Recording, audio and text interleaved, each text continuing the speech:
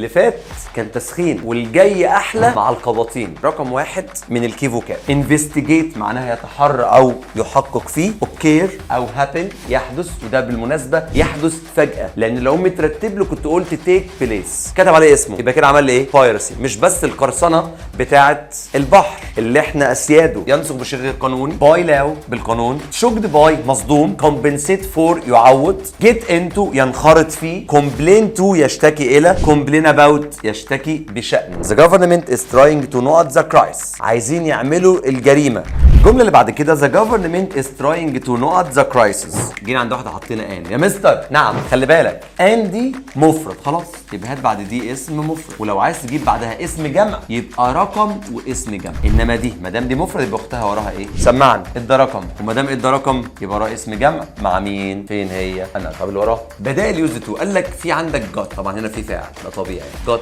was were used to، ودي وراها الفعل زائد ing. was used to معناها تعود. got used to في مرحله التعود، هنشوفها بعد شويه في المذكره. he wasn't here هو مش موجود، ما كانش موجود هنا. they weren't here وهكذا. ودي الكلمات الداله. yesterday last ago just now هنعوزها خالص في المحاضره اللي جايه ان شاء الله. بس انا ممكن اقول ايه؟ يا فلان رد على التليفون، يا علان رد على التليفون، يا ترتان رد على التليفون. هو لفت نظري، اخذ انتباه العكس الاولى. لما اجي اقول لك كمان ايه؟ بصوا while I was studying، انطبق عليها تاني واحده اللي انا بذاكر والحدث تاني لفت نظري.